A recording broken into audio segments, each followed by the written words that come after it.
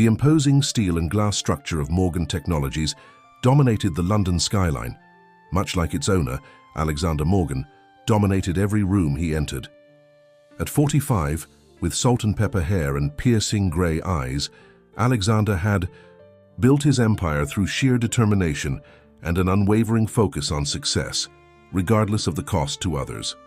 On this particular autumn morning, he stood in his penthouse office adjusting his bespoke Savile Row suit while watching the city below. His reflection in the window showed a man at the peak of his success, yet something in his eyes betrayed a hollowness that even his wealth couldn't fill. "Mr. Morgan, your wife is here to see you," his assistant's voice crackled through the intercom. Alexander's jaw tightened imperceptibly. "Send her in, Margaret." Dr. Victoria Morgan entered the office with the quiet grace that had always set her, apart from the socialites in Alexander's circle. Her chestnut hair was pulled back in a neat chignon, and her simple yet elegant attire spoke of someone who valued substance over show. As a professor of advanced mathematics at Imperial College London, she had earned her own reputation in academia, though Alexander often dismissed her achievements as mere teaching. "I thought we agreed you wouldn't come to the office unannounced," Alexander said, not turning from the window. Victoria placed her leather briefcase on one of the modernist chairs. "You've been avoiding my calls for 3 days, Alexander. The university's research expedition to the Alps leaves next week, and you promised to review the paperwork for the joint venture between Morgan Technologies and the mathematics department." "Ah yes, your little research project." He finally turned, his expression carefully neutral. "I've reconsidered our involvement. The board feels that funding academic research doesn't align with our current market strategy." Victoria's green eyes narrowed slightly. "The board or you? This project could revolutionize how we approach algorithmic problem solving. The applications for your AI division alone. The decision is final, Victoria." Alexander sat behind his desk, a massive slab of black marble that served as another reminder of the distance he placed between himself and others. "Besides, shouldn't you be focusing on our anniversary gala next month? The guest list includes several key investors." The subtle manipulation wasn't lost on Victoria. After 12 years of marriage, she had learned to recognize his tactics. The way he dismissed her professional achievements while reminding her of her duties as his wife. Yet something felt different today. Perhaps it was the growing weariness of maintaining appearances, or maybe it was the secret she carried, one that could change everything. "The expedition is happening with or without Morgan Technologies' support," she said, straightening her spine. "I've secured alternative funding through the European Research Council." Alexander's fingers stopped their rhythmic tapping on the marble surface. "You went behind my back." "I went around an unnecessary obstacle," Victoria corrected, gathering her briefcase. "The team leaves next Wednesday. I'll be gone for 2 weeks. The Henderson contract signing is next Thursday. You'll manage without me playing the devoted wife for one evening." She moved toward the door, then paused.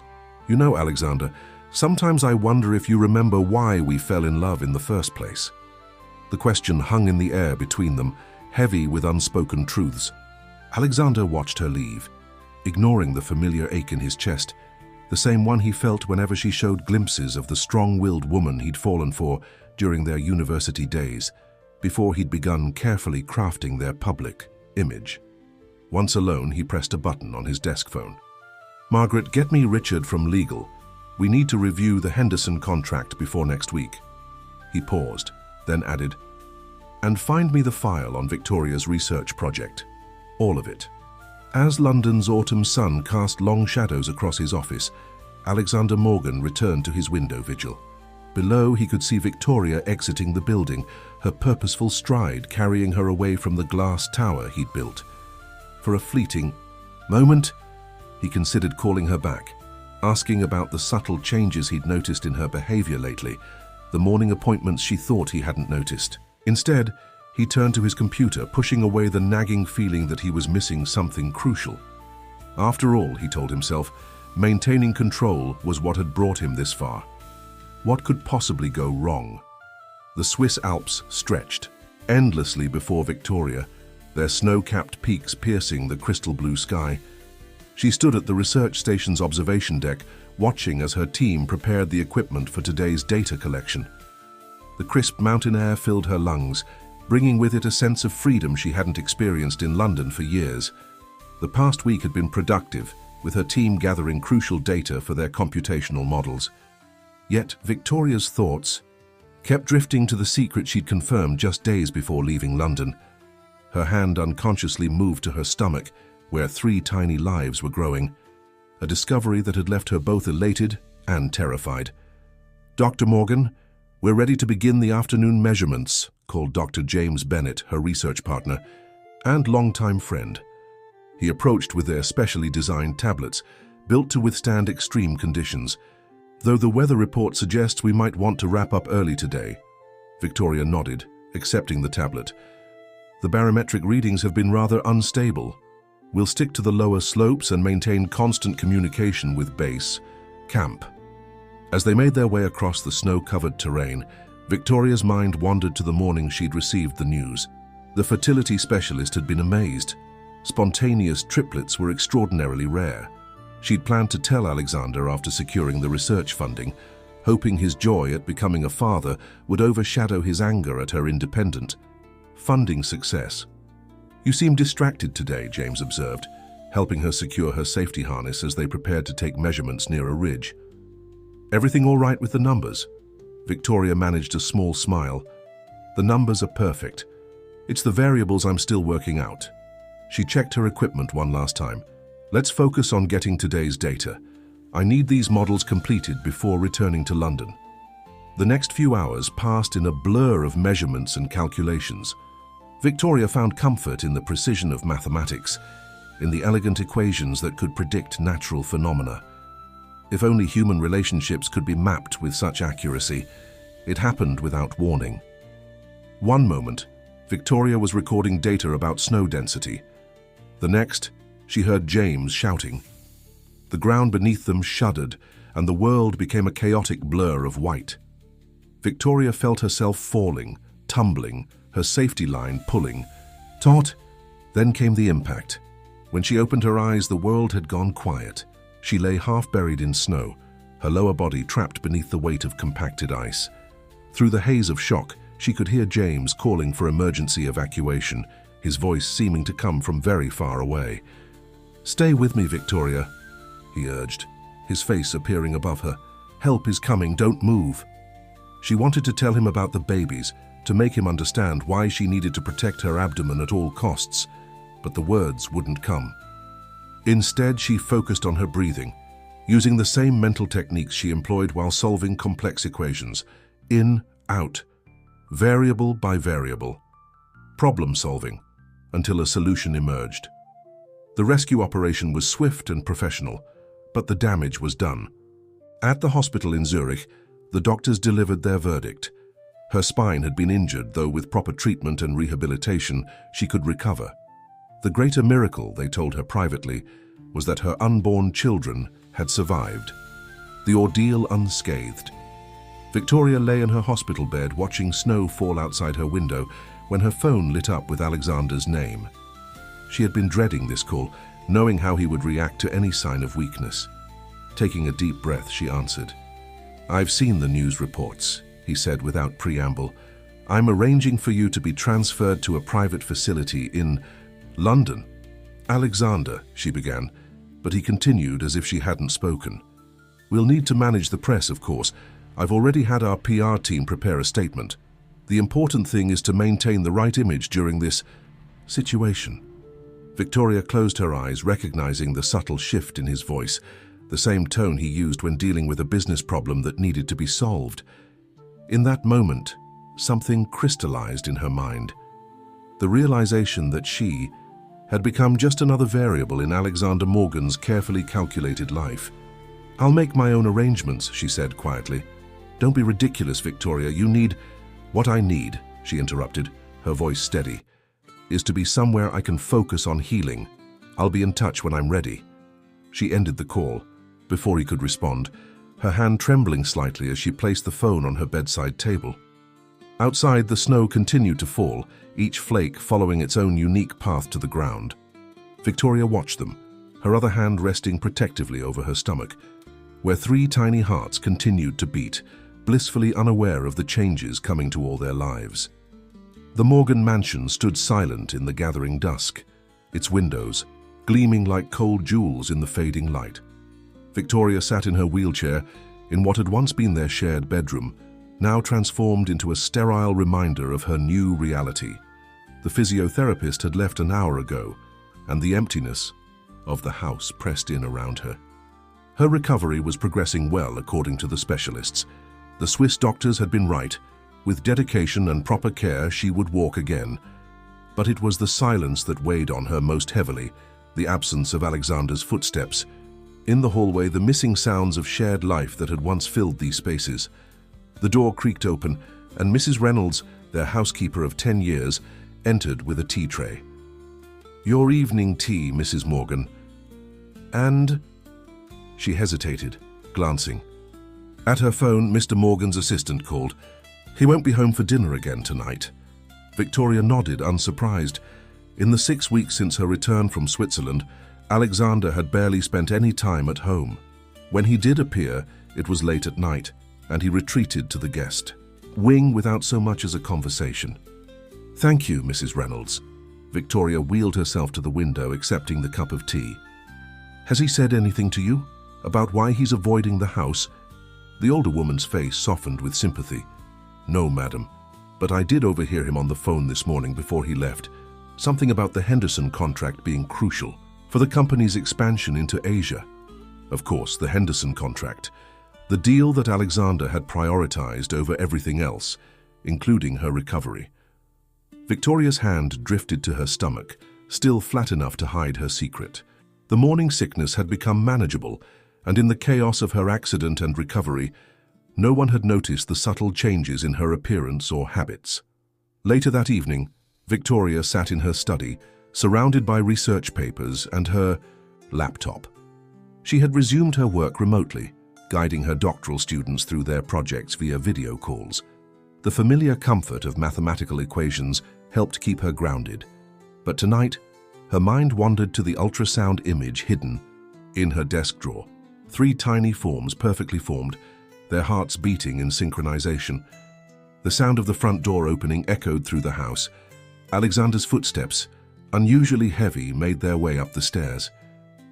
Victoria held her breath, wondering if tonight would be different, if he would finally come to see her. The footsteps paused outside her study door. Then, after a moment's hesitation, they continued down the hall toward the guest wing. Victoria released her breath slowly, opening her laptop to check her emails. Among them was a message from a research institute in Boston, responding to an inquiry she'd made weeks ago about a visiting professor position. They were very interested in her work on algorithmic optimization and its applications in medical technology. The cursor blinked on the screen as Victoria contemplated her response. In the distance, she could hear Alexander's shower running, the sound a reminder of the growing distance between them. With steady hands, she began to type her reply to Boston. A soft knock interrupted her work. "Come in," she called, expecting Mrs. Reynolds. Instead, Alexander stood in the doorway, still in his business suit, his face hidden in shadow. "We need to talk." Victoria closed her laptop carefully. Yes, we do." He stepped into the room but remained standing, using his height to maintain his usual position of power. "The Henderson contract signing is tomorrow evening. They're expecting you to be there." "I see." Victoria's voice remained neutral. "And how do you propose I manage that? Shall I wheel myself onto the stage while you make your triumphant speech about innovation and family values?" "Don't be dramatic, Victoria. We can arrange for discreet assistance. The right clothes, minimal movement." "No." The word cut through the air between them. "I won't be your prop, Alexander. Not anymore." His expression hardened. "This isn't about being a prop. This is about maintaining the image that we've built together, the image that has helped us both succeed." "Has it?" Victoria wheeled herself closer to him. "Tell me, when was the last time you asked how my recovery was progressing? When was the last time you joined me for a physiotherapy session? When was the last time you looked at me, really looked at me as your wife rather than a problem to be managed?" Alexander's silence was answer enough. He straightened his tie, a nervous habit she recognized from their early days together. I have responsibilities, Victoria. The company is your priority. It always has been. She turned her wheelchair back toward her desk. Go to your signing tomorrow, make your speech, but do it without me. You're being unreasonable. No, Alexander. For the first time in years, I'm being completely reasonable. She picked up a research paper, effectively dismissing him. Please close the door on your way out. Long after he'd gone, Victoria sat in her study, watching the moon rise over the manicured gardens. Her hand rested on her stomach, where her 3 tiny secrets grew stronger each day. Tomorrow would bring changes. She could feel it in her bones. But for now, she allowed herself to imagine a different future, one where strength came not from power or control, but from the courage to begin anew. The Henderson contract signing ceremony transformed the grand ballroom of the Dorchester into a showcase of London's elite. Crystal chandeliers cast their warm glow over the assembled guests, their light reflecting off champagne flutes and designer jewelry. Alexander Morgan stood at the center of it all, accepting congratulations with practiced charm. Remarkable achievement, Morgan, said Richard Henderson, his new business partner. Though I must say, we missed seeing Victoria this evening. How is she faring? Alexander's smile remained fixed in place. She sends her regrets. Her recovery requires her full attention at present. Of course. Henderson nodded sympathetically. My wife mentioned something about reaching out to her. Such a shame about that accident in the Alps. Though between us, he lowered his voice, perhaps it's for the best she's not involved in the company's affairs right now. The Asian markets can be rather traditional in their expectations. Alexander's grip tightened on his champagne glass, though his expression never wavered. The same thought had crossed his mind, but hearing it spoken aloud made him uncomfortably aware of its implications. Meanwhile, across London, Victoria sat in her wheelchair, in the mansion's master bedroom, surrounded by open drawers and carefully sorted belongings. Mrs. Reynolds stood nearby, helping her pack her personal items into discreet leather cases. Are you certain about this, Mrs. Morgan? The housekeeper asked, folding a cashmere sweater with trembling hands. Victoria placed a framed photograph in her lap, a picture from their wedding day before success had changed Alexander, before she'd learned to compromise herself for his ambitions. Yes, Mrs. Reynolds, I'm certain. The bedroom door opened, and Dr. Sarah Chen, Victoria's personal physician, entered with a tablet in hand.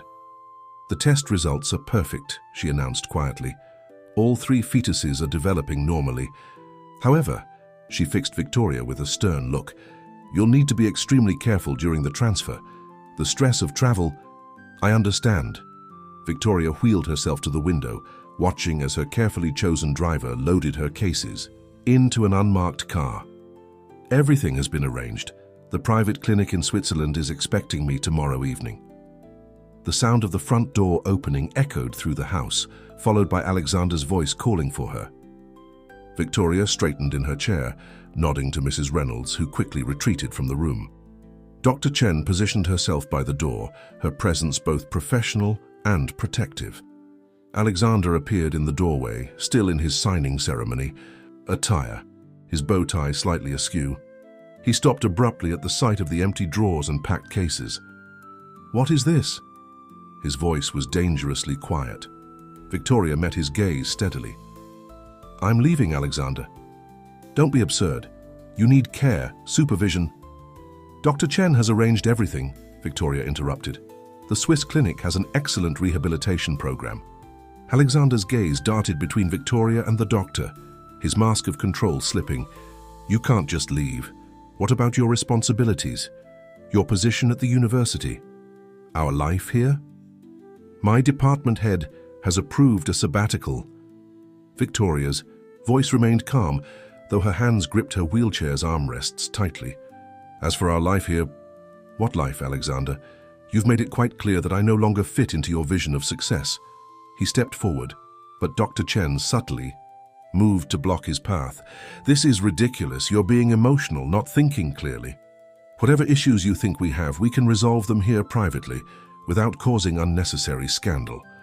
Victoria almost laughed at the predictability of his response. always concerned with appearances, with controlling the narrative.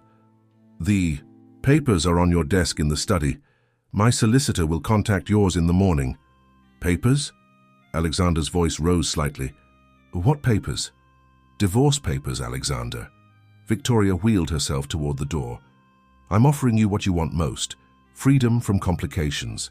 A clean break, no public scandal, no messy negotiations. Just sign them, and we can both move forward." The color drained from Alexander's face. "You can't be serious after everything we've built together." "Everything you've built," she corrected gently. "I've just been a carefully managed asset in your portfolio, but not anymore." She moved past him, Dr. Chen following closely. At the doorway, Victoria paused, looking back at the man she had once loved so deeply. "You know what the saddest part is? You'll probably convince yourself this was your idea, that you're being generous, letting me go, just like you convinced yourself that avoiding me during my recovery was for my own good." Alexander stood frozen in place, his carefully constructed world shifting beneath his feet. "Victoria, wait. Goodbye, Alexander." She continued down the hallway, her wheelchair moving smoothly over the polished floors. "Mrs. Reynolds has my new contact details if there's anything urgent regarding the divorce. Otherwise, please respect my decision to leave quietly." As her car pulled away from the mansion, Victoria didn't look back. In her lap, she held the ultrasound image of her 3 tiny miracles, her hand resting protectively over them. The London lights blurred past her window as they headed toward Heathrow, each mile taking her closer to a new beginning. Behind her, in the growing distance, Alexander Morgan stood at his bedroom window, watching his wife disappear into the night, unaware that he was losing not just her, but the family he never knew he had. The Swiss clinic overlooked Lake Geneva, its modern architecture blending seamlessly with the magnificent alpine landscape. Victoria sat on her private balcony, watching the sunset paint the waters in shades of gold and pink. 3 months had passed since she'd left London, and her body was growing stronger each day, in more ways than one. Her baby bump was now visible, though carefully concealed from the casual observer by loose-fitting clothing. Dr. Sophia Müller, her Swiss obstetrician, had just finished another checkup, confirming that all 3 babies were developing perfectly. "Your progress is remarkable, Mrs. Morgan," Dr. Müller said, reviewing the latest scans, "both with your rehabilitation and the pregnancy, though I must admit I've never had a patient quite so determined." Victoria smiled, her hand resting on her growing belly. "I have more than just myself to fight for now." The doctor's expression softened. "Have you considered telling the father? Medically speaking, a family history could be valuable information." "Alexander made his choices," Victoria replied quietly. "I'm making mine." After the doctor left, Victoria wheeled herself to her desk where her laptop displayed several email threads with research institutions around the world. Her work hadn't stopped during her recovery. If anything, it had intensified. The forced stillness had given her time to refine her theories, and her recent paper on adaptive algorithms had attracted significant attention in the scientific community. One email in particular caught her eye. It was from Dr. Sarah Chen, her London physician, who had become both friend and confidant. "Dearest Victoria, the news about Alexander's company has reached the medical community here in London. The Henderson contract fell through after some concerning revelations about their Asian operations. The papers are having a field day with it. I thought you should know that he's been asking about you through mutual acquaintances. I've maintained your privacy, of course. On a brighter note, I've reviewed the proposal from the Boston Institute. Their offer to establish a research center for adaptive medical technology sounds perfect for your expertise. And their medical facilities are world-class, important considering your unique situation. Take care of yourself and those precious little ones. Sarah." Victoria closed the email, her mind working through the implications. She'd heard whispers about problems with the Henderson deal, but hadn't sought out the details. Her focus had been entirely on her recovery and her future. The physiotherapy session that afternoon was particularly challenging. Her therapist, Hans, pushed her through a series of exercises designed to strengthen her leg muscles. The sensation was returning gradually, and she could now stand for short periods with support. Excellent progress, Hans encouraged as Victoria completed another set of movements. Your determination is paying off. Soon you'll be chasing after those little ones.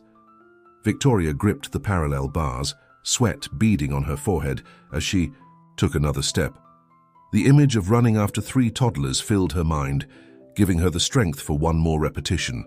That evening, as she prepared for bed, her phone lit up with an unexpected message. It was from James Bennett, her research partner from the expedition.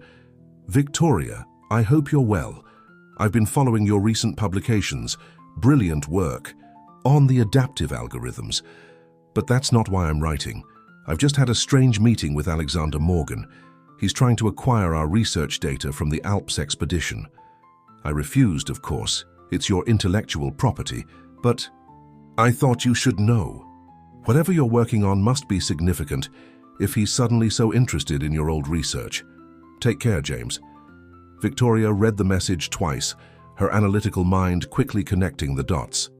The algorithm she'd developed during the expedition, the one Alexander had dismissed as irrelevant, was now proving to be revolutionary in medical technology applications. And with the Henderson deal collapsed, he was obviously searching for new opportunities. She placed the phone on her nightstand and wheeled herself to the window. The lights of Geneva sparkled below, reflecting off the lake like scattered stars. Her hands moved to her stomach, where she felt the first subtle movements of the triplets. "We're going to be just fine," she whispered to her unborn children.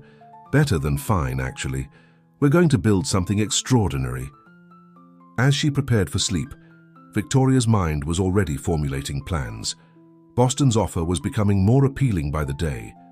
A fresh start in a new country, away from Alexander's sphere of influence, where she could build something meaningful, not just for herself, but for others who needed hope and healing. The irony wasn't lost on her. The accident that Alexander had seen as a liability had led her to develop innovations that could help countless others. Her weakness had become her strength. Her challenge transformed into opportunity. Tomorrow, she would begin making arrangements for the move to Boston. But tonight, she allowed herself to rest, content in the knowledge that every step of her recovery, every small victory, was taking her closer to the future she now envisioned. One where she would walk again, where her children would thrive, and where her work would make a real difference in the world. Alexander Morgan's office no longer felt like the command center of his empire. The floor-to-ceiling windows that had once offered a view of his domain now seemed to mock him, reflecting his own increasingly haggard appearance back at him. The Henderson contract collapse had sent shockwaves through the technology sector, and Morgan Technology's stock price had plummeted. "The board is requesting an emergency meeting," Margaret, his assistant, announced from the doorway, "and the Financial Times is asking for a comment on the Henderson situation." Alexander waved her away, his attention fixed on his computer screen where he was reviewing Victoria's recent research publications. The algorithms she'd developed during her recovery were elegant, revolutionary, and completely beyond his company's current capabilities. "Get me Richard from legal," he barked into the intercom, "and find out everything you can about Victoria's new research. Every paper, every patent application, every conference presentation." The irony of his sudden interest in her work wasn't lost on him. For years, he'd dismissed her research as theoretical, lacking practical application. Now, as his carefully constructed business empire showed signs of crumbling, her innovations were attracting attention from major medical technology companies. His phone buzzed with another message from the board. They were concerned about the company's direction, about his leadership. The whispers had started after Victoria left, subtle at first but growing louder with each passing month. The way he'd handled her accident, her recovery, their separation. It all painted a picture that didn't sit well with investors. "Sir," Margaret's voice crackled through the intercom again, "Richard is here." The lawyer entered, looking uncomfortable. "Alexander, I've reviewed the situation with Victoria's research patents.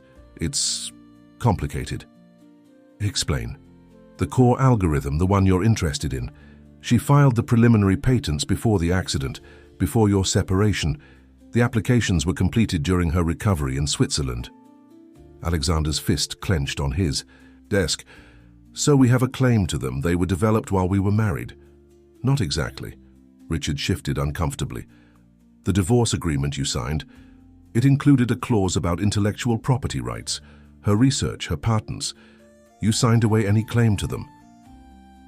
The memory of that night came rushing back, the papers on his desk, his distracted signature as he'd convinced himself he was being generous, taking the high road by giving her a quick, quiet divorce. He hadn't even read the documents properly. Find a way around it, he ordered. There's more, Richard continued. She's just accepted a position in Boston. They're establishing an entire research center around her work. The press release goes out tomorrow. Alexander stood abruptly, moving to the window. Below, London continued its usual bustle, unaware of the turmoil in the glass tower above. He could see his reflection in the window. Expensive suit. Perfect. Haircut, all the trappings of success, but something essential was missing. Sir? Margaret appeared in the doorway again. The board members are assembled in the conference room. He straightened his tie, donning the mask of confidence he'd worn for so long. But as he walked toward the conference room, his mind was elsewhere, in a Swiss hospital room he'd never visited, in a home he'd made unwelcoming in all the moments he'd chosen power over partnership. The board meeting was as brutal as he'd expected. Questions about the Henderson contract, about the company's falling stock price, about his personal judgment. And underneath it all, the unspoken question: how had he failed to see the value in his own wife's research? Later that evening, alone in his office, Alexander opened his personal safe and removed an old photograph. It showed him and Victoria at a university award ceremony years ago. She was receiving recognition for her mathematical research, and he was looking at her with genuine pride. When had that changed? When had he stopped seeing her brilliance and started seeing only what she could do for his image? His computer chimed with a news alert. The Boston Institute's press release had gone out early. The headlines praised Victoria's groundbreaking work in medical technology, highlighting how her personal experience had inspired innovations in rehabilitation science. The accompanying photo showed her standing, with the support of advanced mobility aids she had helped develop. Alexander closed the news article, unable to bear the sight of her success achieved not because of him, but in spite of him. The board's words echoed in his mind. Perhaps it's time for new leadership, someone who can recognize and nurture innovation rather than stifle it. The London sky darkened outside his window, the city lights creating a false dawn. Somewhere across the ocean, Victoria was building a new future, while he sat in his glass tower, watching his own begin to crack. The Boston winter painted the city in shades of white and grey, but inside Victoria's new research center, life bloomed with possibility. At 8 months pregnant, she moved through the state-of-the-art facility with growing confidence, her wheelchair now used only when fatigue overtook her. The adaptive mobility aids she'd helped develop had accelerated her recovery beyond even the most optimistic predictions. Dr. Morgan, the investors from Silicon Valley are waiting in the conference room, her assistant Jenny announced. And the medical team would like to review the latest trial results with you afterward. Victoria nodded, adjusting her blazer over her prominent baby bump. Thank you, Jenny. Could you make sure Dr. Patterson has the prototype demonstration ready? The conference room overlooked the Charles River, its waters partially frozen in the February cold. Victoria entered to find a group of tech industry veterans waiting expectantly, their attention immediately focused on her specialized mobility aids, sleek, nearly invisible supports that allowed her to stand and walk with increasing independence. Gentlemen, she began, her voice steady and confident, welcome to the Adaptive Technologies Research Center. What you're about to see isn't just theoretical innovation, it's practical hope for millions. As she presented her team's latest developments, Victoria couldn't help but reflect on the journey that had brought her here. The accident that could have ended her career had instead sparked a revolution in adaptive technology. Her mathematical models, combined with her personal experience, had led to breakthroughs that were transforming rehabilitation science. The investors were clearly impressed, particularly by the live demonstrations of the new mobility systems. When Victoria showed them how the AI-driven supports adapted to different users' needs in real time, their excitement was palpable. "Doctor Morgan," one investor spoke up during the question period, "we've heard rumors that Morgan Technologies is developing similar systems. Any comments on the competition?" Victoria maintained her professional smile. "Our focus is on innovation and accessibility, not competition. Now shall we discuss the clinical trial results?" After the meeting, Victoria retreated to her private office where Dr. Sarah Chen, who had relocated from London to join her team, waited with the latest ultrasound results. "The triplets are perfect," Sarah announced, displaying the images. "All three boys are exactly where they should be developmentally. Though I must say they're already showing signs of being as active as their mother." Victoria laughed, feeling the familiar movements inside her. "They're certainly not shy about making their presence known, especially during board meetings. Have you decided on names?" "Thomas, William and James," Victoria replied, touching her stomach gently. "Strong names for strong boys." Sarah hesitated before speaking again. The London papers are still running stories about Alexander's company troubles. The Henderson contract failure was just the beginning. Their stock has dropped another 15% this week. "I saw." Victoria wheeled herself to the window, watching snowflakes drift past. "He's been trying to replicate our mobility aid technology, but without the underlying algorithms." "Your algorithms," Sarah corrected. "The ones he dismissed as impractical." The irony wasn't lost on Victoria. The same mathematical principles Alexander had once called purely academic were now revolutionizing medical technology and attracting investors who might once have backed Morgan Technologies. A knock at the door interrupted their conversation. Dr. Patterson entered, carrying a tablet displaying their latest test results. "Victoria, the adaptive response rates in the new prototype are exceeding all projections. The neural network is learning faster than we anticipated." Victoria smiled, remembering the long nights she'd spent refining these algorithms during her recovery in Switzerland. "Schedule a full team meeting for tomorrow. I want everyone's input on the next phase of development." As her colleagues left, Victoria remained by the window, one hand resting on her stomach while the other gripped the advanced mobility aid that had become an extension of herself. In less than a month, her sons would arrive, and a new chapter would begin. Her phone buzzed with a message from the board chair.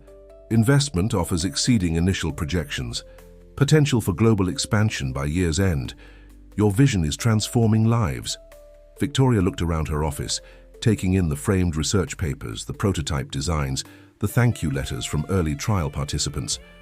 On her desk sat a small photo of the Swiss Alps, not from the day of her accident, but from a recent trip where she'd returned to those slopes, standing on her own 2 feet with the help of her team's technology. The sun was setting over Boston, casting long shadows across her office. In the gathering dusk, Victoria could see her reflection in the window, no longer the carefully managed wife of a powerful man, but a woman who had transformed personal challenge into universal hope. Her hand moved in small circles over her stomach, feeling the movements of her 3 tiny fighters. "We're almost there, little ones," she whispered. "Just a few more weeks until you see the world we're building for you. A world where challenges become opportunities, where setbacks lead to breakthroughs, and where the future is limited only by our courage to imagine it." The London financial district had lost its shine for Alexander Morgan. The gleaming towers that had once represented his triumph now seemed to mock his decline. Morgan Technologies' share price had fallen to half its previous value, and the whispers in boardrooms had become open discussions of leadership change. He sat in his office, reviewing the latest reports on Victoria's success in Boston. Her research center had announced another breakthrough in adaptive technology, and their stock was soaring. The contrast with his own company's situation couldn't have been starker. "Sir," Margaret entered with a stack of papers, "the board has scheduled an emergency session for tomorrow morning, and there's something else you should see." She handed him a tablet displaying a business news website. The headline made his blood run cold. "Adaptive Technologies Research Center announces revolutionary neural interface system. Morgan Technologies' similar project revealed as non-functional prototype. Alexander closed his eyes, remembering Victoria's words from years ago about the importance of thorough research and ethical development. He dismissed her concerns then, focused only on quick profits and market dominance. Now, her patient, methodical approach was proving far more valuable than his rush to market. "Get me the latest patent applications," he ordered, "and find out who's leading their legal team in Boston." "Already done, sir." Margaret's voice held a note of resignation. "They've filed international patents on all their core technologies. Our legal department says any attempt to contest them would be futile and likely very public." The implications were clear.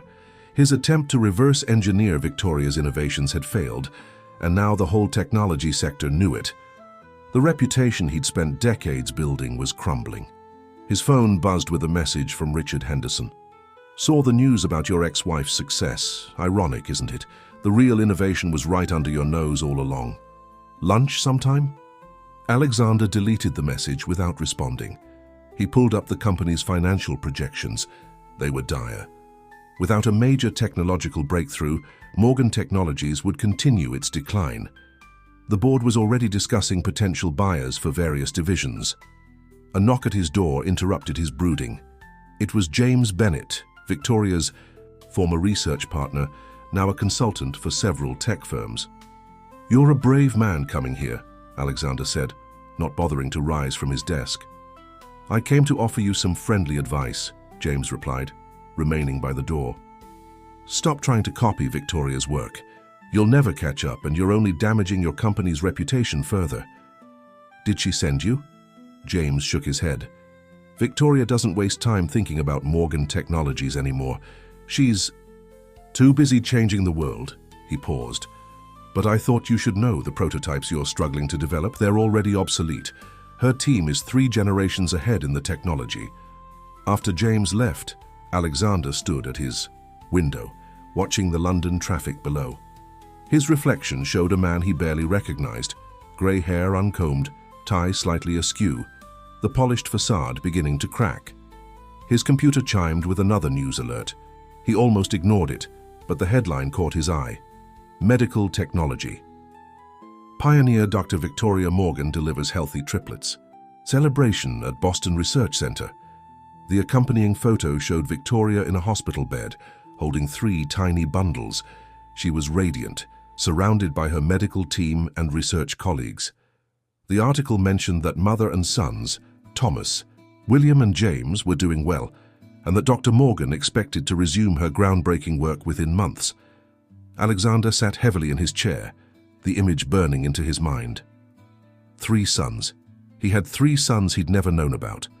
Sons who would grow up in Boston, inheriting their mother's brilliance and determination, never knowing their father except as a cautionary tale of pride and missed opportunities. The evening sun cast long shadows across his office. In the building's other wings, lights were going out as employees headed home to their families. But Alexander remained at his desk, surrounded by reports of falling profits and failed innovations, while across the ocean, his unknown sons were taking their first breaths in a world their mother was reshaping. He opened his drawer and pulled out an old photograph, the one from their university days. Victoria's smile was radiant as she explained a complex theorem to a group of admiring students. He'd been so proud of her then, before he'd let ambition blind him to what really mattered.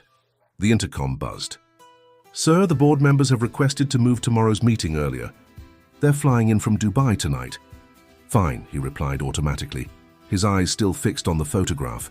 In it, he could see the future he might have had, a future built on partnership rather than control, on innovation rather than imitation, on family rather than facade. But that future belonged to someone else now, to Victoria, to their sons, to the legacy he'd lost before he'd even known it existed. 5 years passed like pages turning in a storybook. The Boston spring brought cherry blossoms to the park outside. The Adaptive Technologies Research Center, where 3 identical boys chased each other around the playground equipment, their laughter carrying through the open windows of Victoria's office. "Mummy, look!" Thomas, the eldest by 2 minutes, called out as he accomplished a perfect somersault. His brothers, William and James, immediately attempted to copy him, resulting in a tangle of limbs and giggles. Victoria watched from her office balcony, standing confidently with the latest version of her mobility aids, now so advanced they were nearly invisible under her clothing. The boys had inherited her chestnut hair and Alexander's grey eyes, but their personalities were distinctly their own. Thomas was the natural leader, William the thoughtful problem solver, and James the creative spirit. "Dr. Morgan?" Jenny appeared at the door. "The London investors are on the line for the quarterly review." "5 minutes," Victoria replied, not taking her eyes off her sons. Dr. Sarah Chen, who had become the boys' godmother, was supervising their playground adventures while Victoria attended to business. The meeting went smoothly. It always did these days. The Adaptive Technologies Research Center had become a global leader in rehabilitation science, with branches opening across Europe and Asia. Victoria's innovations had transformed countless lives, and the company's success had far surpassed anyone's expectations.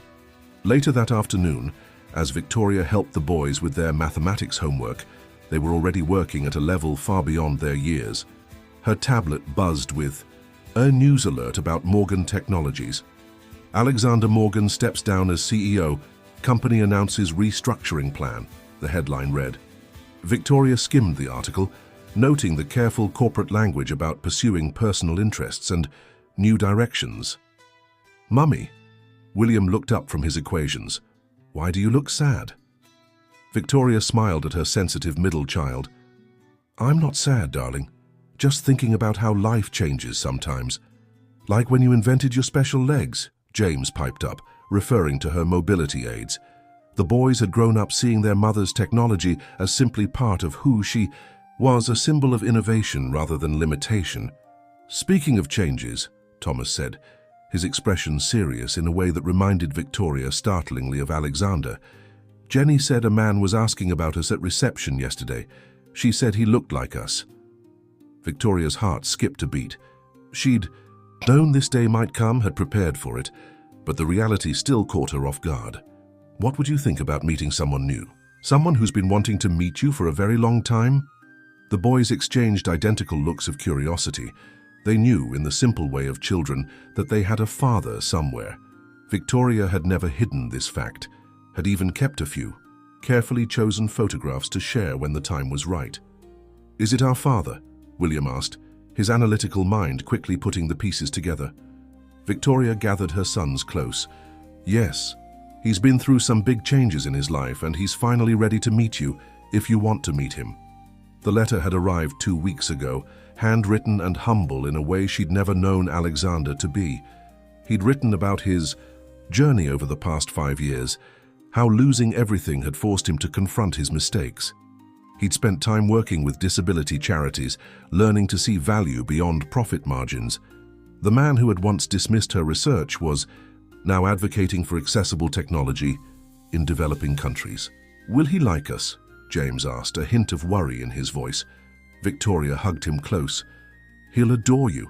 How could anyone not?" That evening, after the boys were asleep, Victoria sat in her home office reviewing old photographs. The boys' room was visible through the open door, their identical peaceful faces illuminated by starlight through the window. On her desk lay Alexander's letter, along with her drafted response. Sarah found her there, lost in thought. "You're really considering it?" Victoria nodded. "He's different now. The man who wrote this letter, he's more like the Alexander I first fell in love with before success changed him. And the boys? They deserve the chance to know their father. And he deserves the chance to know them, if he's truly ready." Through the window, the Boston skyline sparkled with promise. Victoria thought about the twists and turns that had brought her here, the accident that had seemed like an ending, but had really been a beginning, the challenges that had forged her into someone stronger than she'd ever imagined. Her sons slept on, unaware of the changes coming to their lives. They were her miracle, her triumph, her daily reminder that sometimes life's greatest gifts came disguised as its greatest challenges. And now, perhaps, they would also be the bridge to healing old wounds and building new understandings. The Boston Children's Museum buzzed with weekend activity, but Alexander Morgan noticed none of it. His attention was fixed entirely on the three identical boys racing from exhibit to exhibit, their enthusiasm infectious and their intelligence obvious in every question they asked. He sat on a bench beside Victoria, both of them watching their sons explore the interactive displays. 5 years had changed them both. Her success had given her a quiet confidence that outshone any of the social polish he'd once insisted upon, while his humbling had stripped away the arrogance that had cost him so much. "Thomas has your business. Instincts," Victoria observed as their eldest son organized his brothers into a team to tackle a complex puzzle. "William's mathematical ability is extraordinary. He's already working on university-level problems. And James combines both our strengths in ways that constantly surprise me." Alexander watched as the boys worked together seamlessly, supporting each other's strengths and compensating for any weaknesses. "They're remarkable, Victoria. You've done an amazing job with them." "They make it easy," she replied. "They have your determination, you know. But they've learned to use it kindly." The unspoken words hung between them. How different things might have been if he had learned that lesson earlier. The past few months of carefully supervised visits had shown him exactly what his pride had cost him. "Dad," William called out, the word still new and precious to Alexander's ears. "Come look at this experiment."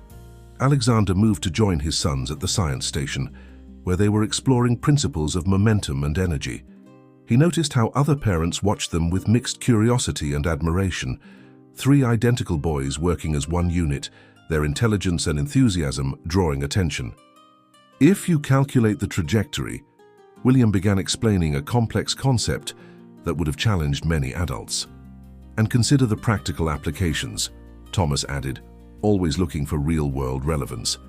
"We could make it even better if," James contributed, his creative mind already seeing possibilities beyond the original design. Victoria watched from her bench, her mobility aids now so advanced that most people didn't even notice them. Her latest innovations had made headlines again last month, but she took more pride in watching her sons inherit the best parts of both their parents' natures. Later, as they shared lunch in the museum's cafe, Alexander found himself studying each boy's face, noting the features they'd inherited from both parents. "I've been thinking," he said carefully, "about your invitation to speak at the center's technology conference next month." Victoria raised an eyebrow. "And?" "I'd like to accept, but not to talk about business or technology. I want to talk about learning from failure, about the importance of seeing value in people rather than just profits." The boys looked up from their sandwiches, interested in this serious conversation between their parents. They had adapted to their father's presence in their lives with the resilience of youth, accepting his genuine attempts to connect while maintaining the strong bond with their mother that had shaped their early years. "The students could benefit from hearing that perspective," Victoria agreed, "especially from someone who's lived both sides of the story." Alexander watched as James helped William clean up a spilled drink while Thomas fetched extra napkins. Their instinctive teamwork, a constant reminder of what family truly meant. "I've been offered a position with a non-profit organization," he said quietly. "They work to bring adaptive technology to communities that can't afford it. They want me to head their European operations." Victoria's expression softened. "In Boston? They're opening an office here, if that would be acceptable." The boys exchanged excited glances, their identical gray eyes lighting up with possibility. "Dad, does that mean you'll be here for our science fair next term?" Thomas asked. "And for weekend museum trips," added William. "And you can help." "As with our Inventors Club," James chimed in. Alexander looked to Victoria, waiting for her response. She smiled, watching their son's enthusiasm. "I think we can work something out, as long as everyone understands that some things take time to build properly." The afternoon sun streamed through the museum's windows, catching the boys' chestnut hair as they rushed off to explore more exhibits.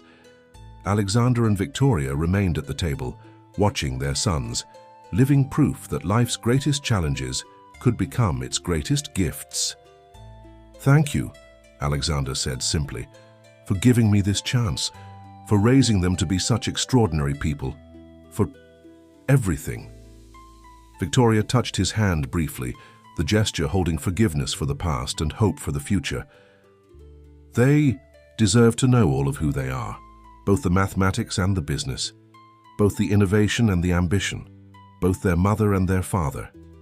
Outside, Boston's spring breeze carried the promise of new beginnings, while inside, three remarkable boys showed their parents that sometimes the longest journey could lead right back to where you were always meant to be, just with a wisdom you had to earn along the way. The autumn leaves painted Boston's Harvard Square in shades of gold and crimson as Victoria prepared for the Adaptive Technologies Research Center's annual conference.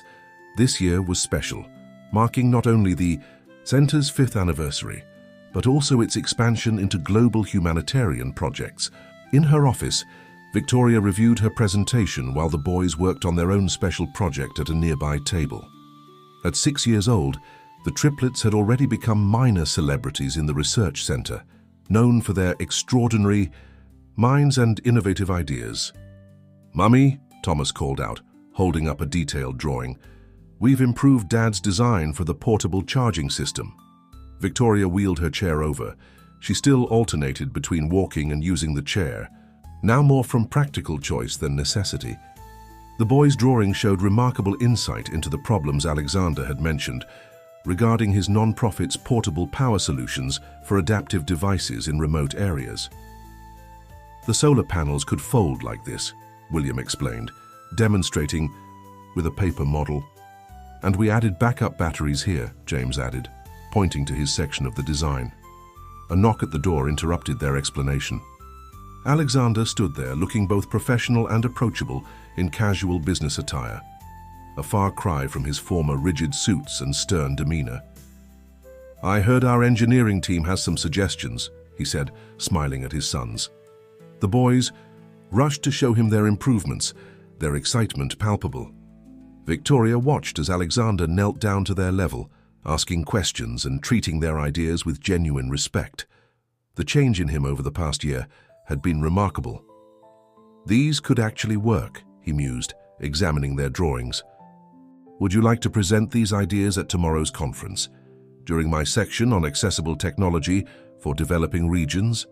The triplets' eyes widened with excitement. They looked to Victoria for permission, their identical faces glowing with hope. "I think that's a wonderful idea," she said. "But first, you need to finish your homework. Sarah's coming to take you to your mathematics club in an hour." As the boys returned to their studies, Alexander moved to Victoria's desk. "The European office is fully operational now," he said quietly. "The board approved our full funding request for the next 3 years." Victoria nodded, pleased but not surprised. Alexander's new organization, focused on bringing adaptive technology to underserved communities, had quickly gained support from both philanthropic and business sectors. His transformation from corporate titan to humanitarian leader had caught many by surprise. But not her. She'd seen glimpses of this man long ago, before ambition had led him astray. "The boys' presentation will be perfect for showing the real impact of our work," she said. "They understand instinctively what these technologies mean to people." Alexander watched their sons, his expression softening. "They've taught me more about true success in 1 year than I learned in decades of business." The conference center buzzed with activity as final preparations were made for tomorrow's event. Through the window, Victoria could see the new wing under construction, a collaborative space where her research center and Alexander's non-profit would work together on next-generation adaptive technologies. "Did you ever imagine this?" Alexander asked, following her gaze. "When you left London, did you see any of this coming?" Victoria smiled, watching their boys work together, their minds already reaching beyond what either parent had achieved alone. "I imagined building something meaningful. I imagined our sons growing up strong and compassionate. But this particular path?" She shook her head. "Some things you have to live to understand." The afternoon sun cast long shadows through the office, highlighting the family photos now displayed proudly on Victoria's desk, professional achievements mixed with personal joy, awards and family picnics, scientific breakthroughs and birthday celebrations. Among them stood a new addition, all 5 of them at the boys' school science fair, where their joint project on adaptive technology had won first prize. "Mummy, Dad," James called out, "we've solved the power distribution problem." As they moved to join their sons, Victoria caught Alexander's eye. In that moment, they shared an understanding of how far they'd all come, not just in distance or achievements, but in the journey from who they were to who they were meant to be. The boys launched into their explanation, their minds working in perfect synchronization, each contributing their unique perspective to create something greater than any could have achieved alone. Just like their parents had finally learned to. The conference hall of the Adaptive Technologies Research Center hummed with anticipation. Every seat was filled, with additional viewers joining virtually from around the globe. On stage, Victoria stood confidently, her advanced mobility aids a testament to how far the technology had come. 5 years ago, we set out to transform how the world approaches adaptive technology, she began. Today, we're not just changing technology, we're changing lives. In the front row, Thomas, William, and James sat between Sarah and Alexander, their matching grey suits making them look like miniature executives. They watched their mother with obvious pride as she presented the center's latest innovations. But perhaps our most significant achievement isn't in the technology itself, Victoria continued, but in the partnerships we've built, in the bridges we've created between innovation and accessibility, between profit and purpose, between what was and what could be. She gestured to Alexander, who joined her on stage. The audience murmured. Many still remembered the story of their past, making their current collaboration all the more remarkable. "A year ago," Alexander began, "I stood on a different stage admitting that I had spent most of my career pursuing the wrong kind of success. Today, I'm proud to announce that our non-profit organization is joining forces with the Adaptive Technologies Research Center to launch the Global Accessibility Initiative." The boys straightened in their seats, knowing their moment was coming. Victoria smiled at them encouragingly as Alexander continued. "And to demonstrate the kind of innovation this partnership will foster, we have some special presenters. Thomas, William, and James Morgan, would you please join us?" The triplets moved to the stage with practiced coordination, their identical faces serious with responsibility. The audience leaned forward, intrigued by these young presenters. For the next 15 minutes, the boys captured everyone's attention with their presentation on portable power solutions for adaptive devices in remote areas. Their genuine enthusiasm and brilliant minds shone through as they explained their innovations. "By combining solar technology with our new storage system," Thomas explained, "and implementing smart power distribution," William added, "we can ensure continuous operation even in challenging conditions," James concluded. The audience erupted in applause as the presentation ended. Victoria felt tears in her eyes as she watched her sons field questions from leading scientists and engineers with confidence and clarity. Later that evening, the family gathered in Victoria's office, celebrating the day's success with cake that Mrs. Reynolds, who had remained close to Victoria, had specially baked for the occasion. "I'd say this calls for a toast," Sarah said, raising her glass of sparkling cider. "To the future of adaptive technology. To family," Alexander added softly, looking at his sons with pride. "To second chances," Victoria completed, meeting Alexander's gaze with understanding. The boys giggled as they clinked their juice glasses, together, accidentally creating a small spill that they immediately worked together to clean up. Thomas taking charge, William calculating the most efficient cleaning method, and James suggesting creative ways to prevent future spills. As the sunset painted the Boston skyline in brilliant colors, Victoria stood by her office window, supported by the technology she had helped create. Behind her, she could hear Alexander helping the boys with their latest invention idea, his patient questions guiding them to think through problems methodically. "Mummy," William called out, "come see what we're planning next." Victoria joined her family, watching as her sons sketched out their vision for the future, a future where technology served humanity, where innovation meant inclusion, and where success was measured not in profits, but in lives improved. The boys' enthusiasm was infectious as they explained their ideas, their minds already reaching beyond what their parents had achieved. In them, Victoria saw the perfect blend of her analytical precision and Alexander's business acumen, tempered by compassion and understanding that both parents had learned through their own journeys. As night fell over Boston, the Adaptive Technologies Research Center stood as a beacon of innovation and hope.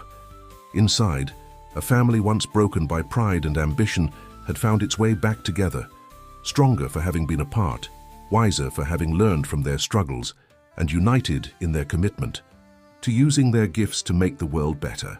The triplets' laughter echoed through the halls, a reminder that sometimes life's greatest challenges could lead to its greatest blessings. And in that laughter, both Victoria and Alexander heard the sound of a future they could never have imagined. In their past lives, a future built not on competition and control, but on collaboration and care. For in the end, their story wasn't just about success or failure, power or weakness, winning or losing. It was about the courage to change, the strength to forgive, and the wisdom to recognize that true innovation begins with the heart.